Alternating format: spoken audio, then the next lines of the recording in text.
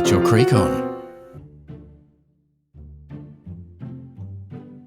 Hello and welcome to episode 19 of Get Your Creak On, a podcast about Jonathan Creek. Today we arrive at the Coonskin Cap, in which a woman-murdering lunatic is on the loose and somehow manages to spirit themselves out of a locked gym hall, having strangled a police officer just seconds beforehand. How in the name of buggery that can be possible is just one of the many questions that Jonathan and Carla need to answer on this occasion. Now, I'm not sure whether I've mentioned this previously, but watching the episode will be of benefit when listening to this corresponding edition of the podcast. It really will, despite my work standing well and truly on its own 2 feet as something of a masterpiece. Understanding all the context will probably help you to enjoy it even more, if that is indeed possible. The Coonskin Cap aired on March the 1st, 2003. Now, Melbourne is known as one of the best cities in the world in which to live, and here's the voice of one of its male inhabitants to introduce the episode synopsis.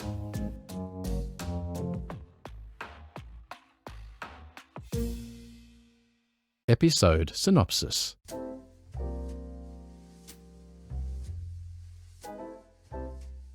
A TV report about a nurse who leaves the hospital after her shift to drive home. While driving, she's followed by another car that flashes her aggressively and forces her to career off the road and into some woods. It turns out she's been dragging along the dead body of a woman who's been strangled. We cut back to the TV studio where executive Brendan Baxter is overseeing an edit of this Crime Watch style show, Eyes and Ears, presented by one Carla Borrego. She's reporting on the death, which is the second strangling of a woman recently, incidents which have involved witnesses seeing a man in a Davy Crockett-style hat hanging around the area. Brendan discusses various aspects of the filming and how well Carla's doing in this new role of hers. She interviews investigating Detective Inspector Ted Parnevik, who, to everyone's surprise, immediately starts advocating for the return of the death penalty for criminals. Elsewhere, Jonathan's in a restaurant trying to track down Adam. He does so, and our magician is dining with a gluttonous woman with whom he clearly does not wish to be seen. This is Velda, who won second prize in a charity raffle, a night on the town with Adam, the top prize being a tumble dryer.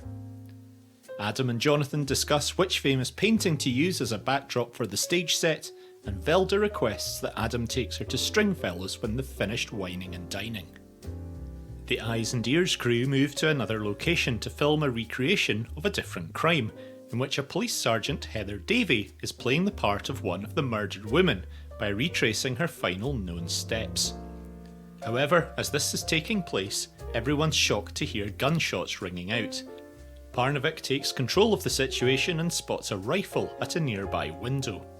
He comforts Sergeant Davy and the pair share in an intimate moment.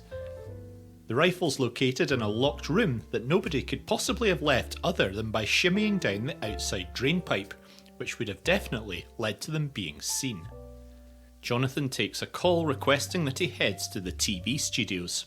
Adam arrives at the theatre looking dishevelled and recounts the rest of his evening with Velda yesterday, which culminated in her choking to death on her own vomit in an alleyway which, without wanting to sound horrible, sounds like a fairly apt way for her to have gone. Jonathan heads to the studios where Carla spots him and makes great efforts to not run into him. Sadly for her, he's been brought there by Brendan, specifically to act as a consultant on Eyes and Ears.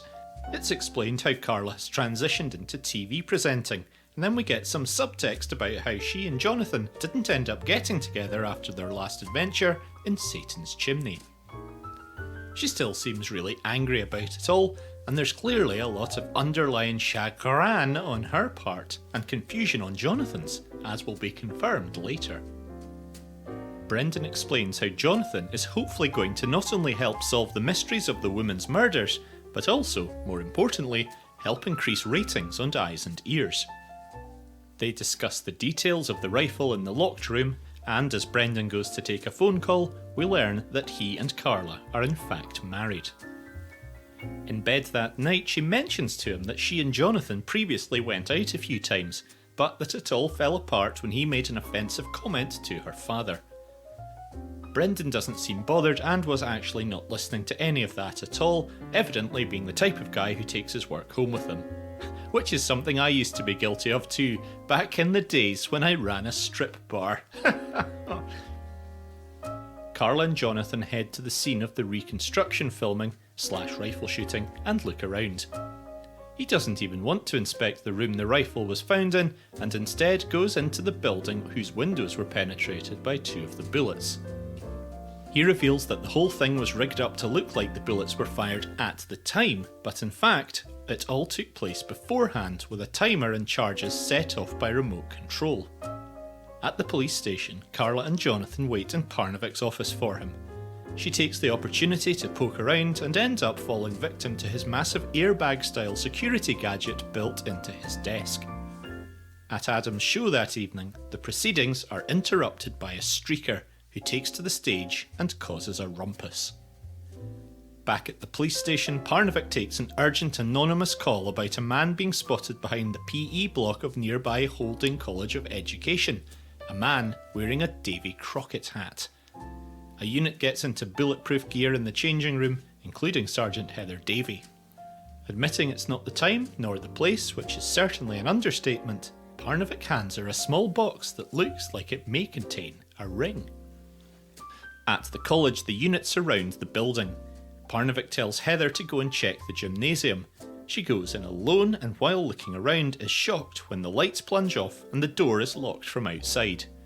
Panicking, she gets on the radio and explains what's happening to Parnevic and to others, who listen on helplessly as she appears to be strangled, spluttering, "You bastard! You'll never get away!"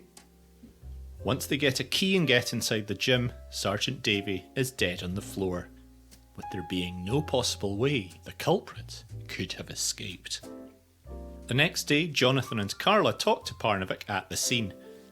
He recounts what happens and emphasises the impossibility of it all. He then tells them about how he and Heather were indeed more than mere friends. Jonathan listens back to a recording of her radio message and remarks that there's something that sounds like a buzzing bumblebee on it. It's then revealed that blood has been found on the bulletproof vest Heather was wearing, but it isn't her blood. Carla makes a connection between the 3 murder victims to date, realising that they all have a first name that are plants or flowers or floral stuff. Carla reports this finding on Eyes and Ears later, and we see a young woman watching the report in some distress, which may feasibly have been at least partly due to the fact that her flat was a completely dingy shithole. The next day at the theatre, Jonathan is outraged to find that the streaker has been given a dressing room by Adam and recruited to invade the stage each night to create risky hype to the tricks being performed. Adam waves away Jonathan's protestations at this development and also demands that Jonathan joins him at Velda's funeral. At dinner later, Brendan tells Jonathan and Carla how great Jonathan's impact has been on Eyes and Ears. When ordering food, Brendan mentions his blood pressure, and this causes something to flicker through Jonathan's mind. In the dark street later, the woman who watched the most recent report accosts Carla and asks her to go to her flat alone to meet her because she has some vital information. She's so nervous that she drops her bag and all her stuff scatters across the pavement. Jonathan and Carla drive to the lady's flat later and, en route, discuss the background to their relationship. They recount the evening that he supposedly insulted her father, but we don't catch the end of this story before they arrive at the premises. Jonathan waits in the car as Carla heads up the stairs. He thinks back to earlier when the woman dropped her stuff on the pavement, recalls there was a hairband amongst it all, and puts 2 and 2 together. He races up to the flat where the woman, wearing the hairband which causes her shadow to look like she's wearing a Davy Crockett hat, is in the process of strangling Carla, who manages to wriggle free just as Jonathan arrives. Interviewed by the police, the woman isn't as forthcoming about the gymnasium death as she is the previous ones, to which she admits culpability.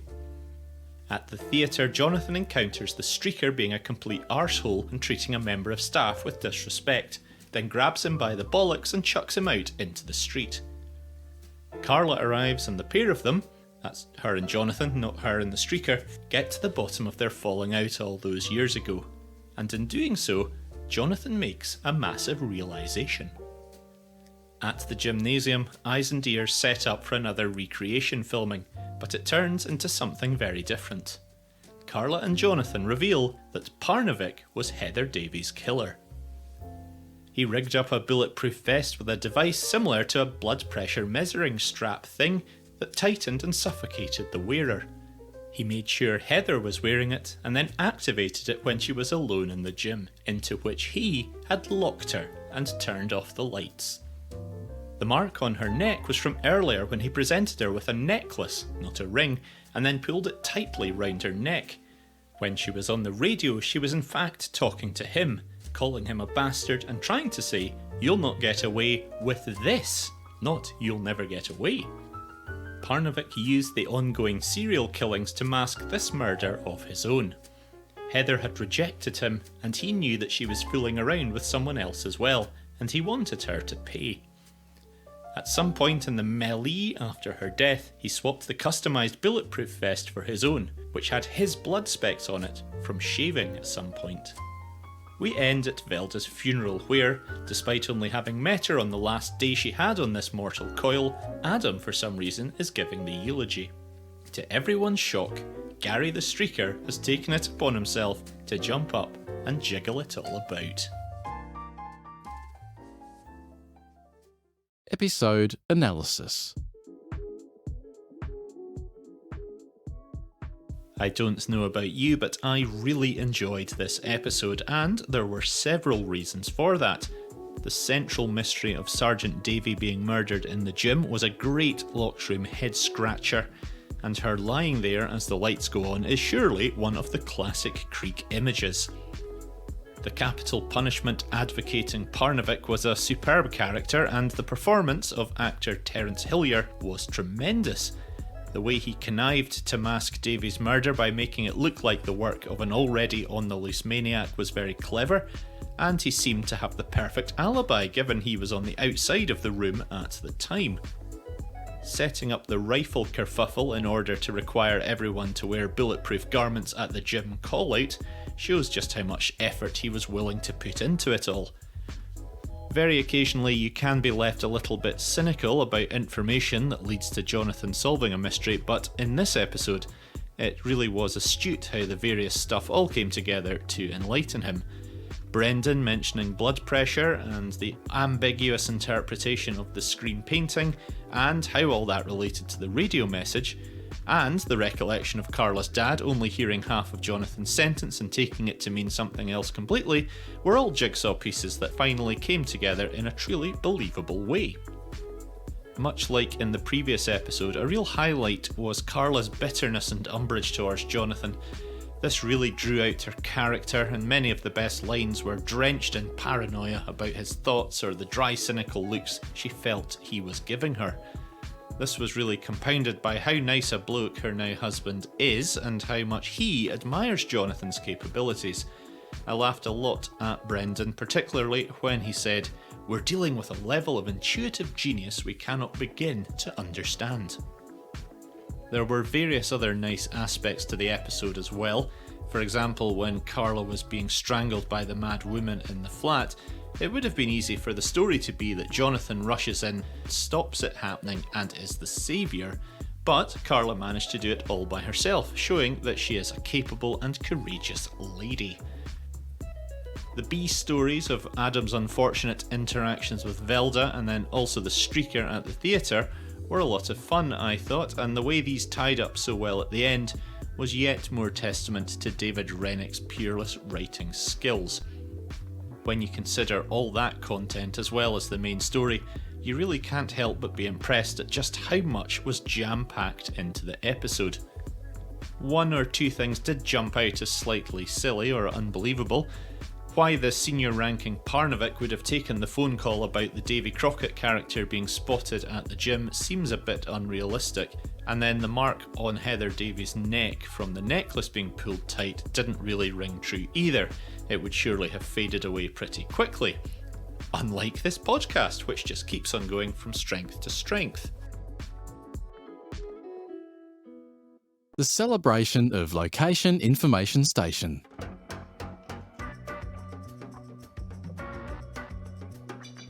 Just one site on this occasion, and it's the main murder location from the episode, the gymnasium in which Sergeant Heather Davy meets her maker.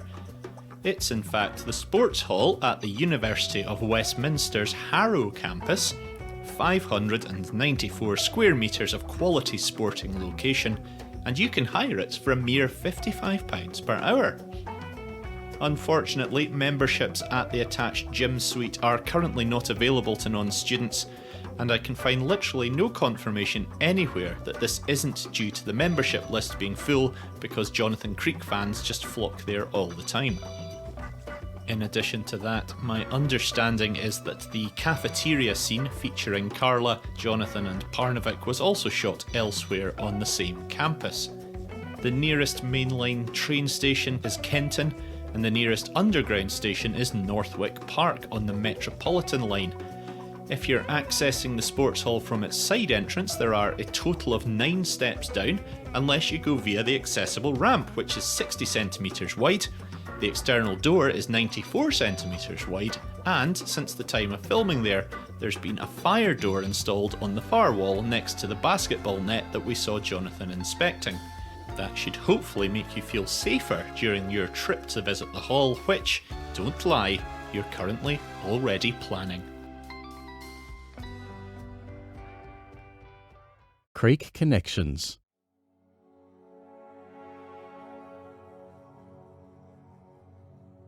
At 17 minutes 51 seconds, we see that one of the 12 glass panes is broken in the window at which the rifle is sitting.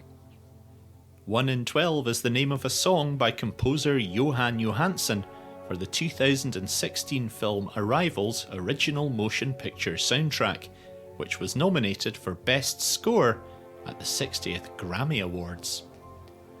Sadly for everyone but him, James Corden hosted the 60th Grammy Awards, and he grew up in the Buckinghamshire village of Holmer Green. One of Holmer Green's most popular attractions is the Holmer Green Miniature Railway, run by the High Wycombe Model Engineering Club, which is affiliated with Holmer Green Sports Association. Holmer Green Sports Association's phone number is 01494 711 485, and if you add each of these digits together, you get 44, the atomic number of ruthenium, a chemical element belonging to the platinum group of the periodic table, first discovered in 1844 by scientist Karl Ernst Klaus. This work led to him receiving the Demidov Prize, a national scientific accolade in Russia, the very first of which was awarded in 1832 to Magnus Georg von Pauker. Von Pauker was born in Estonia, which is bordered to the south by Latvia, which is bordered to the south by Lithuania, which is bordered to the south by Poland, which is bordered to the south by the Czech Republic. The newly formed Czech Republic's first ever Prime Minister in 1993 was called Václav Klaus, the same surname as Jonathan Creek magician Adam Klaus.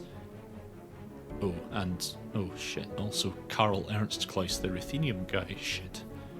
Oh, balls. I might need to redo this because well, you know what? Fuck it. That'll do. I'll edit this bit out. Another Creek connection next time.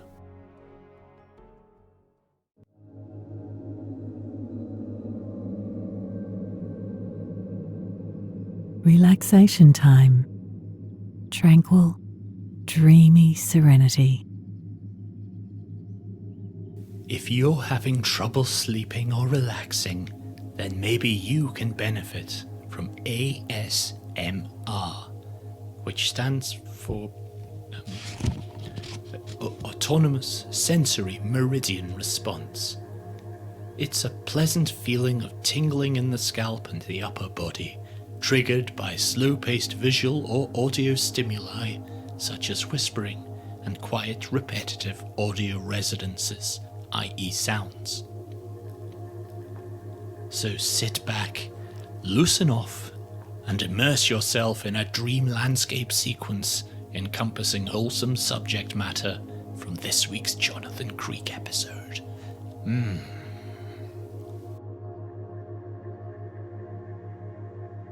Sergeant Davy going into the gym alone should have raised eyebrows. Why wasn't she teamed up with at least one colleague? There must be protocols around that kind of thing. I dare say Barnavik would have been asked to justify giving this order, considering it led to such a calamitous outcome. When Jonathan said, "I've got a queasy feeling this could be part of something a lot more sinister," I thought, no shit, man. Loads of women are being murdered. That's the very definition of sinister. Looking at Brendan Baxter, I found myself wondering whether I could get away with wearing a cream-coloured suit like he does. Granted, I'm not a TV executive in the early 2000s, but there was something very smart about it. Perhaps I ought to think less about others' opinions of me and just follow my instincts. The only way blood could have got onto Barnavik's bulletproof vest is if he was shaving while wearing it. That's a bit weird, no?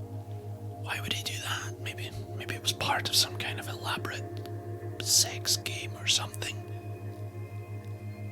The director of the episode, Christine Jernan, also directed a few episodes of One Foot in the Grave. What a show that was. I don't believe you. She also worked in a show called The Kennedys, which I remember watching. God, that sucked. It was really shit. My first car was a Peugeot 106, just like the one the nurse was driving at the start, dragging the woman. Mine was red though, and to be clear, it was a 106 Kid version with the fancy patterns on the seats. I don't want you thinking I'm boring. It seems like the whole bit with Jonathan accidentally calling Carla's dad a prick rather than prickly gentleman because of hiccups could easily have been sorted out at the time with a fairly simple explanation. Several years of umbrage off the back of that just seems wild, but hey, this is Jonathan Creek, and anything goes.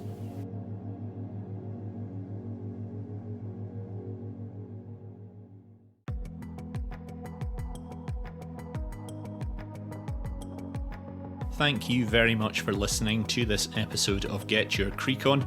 Here's hoping you've enjoyed at least some of it and aren't filled with an overwhelming sense of regret or disappointment.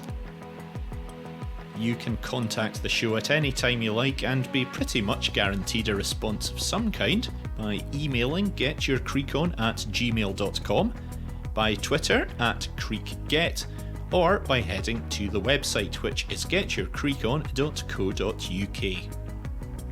The next episode on the slate is Angel Hair, starring Jack D. A woman is kidnapped and all her hair chopped off during the filming of a ransom video, and yet just a couple of days later, it's all grown back. C'est impossible, non? That's us for today. Thanks again for tuning in, and I will look forward to doing it all again in the next instalment. Join me if you feel so inclined. It's completely and 100% free of charge and obligation. I'm Toby. Bye for now. Thanks for listening to Get Your Creek On.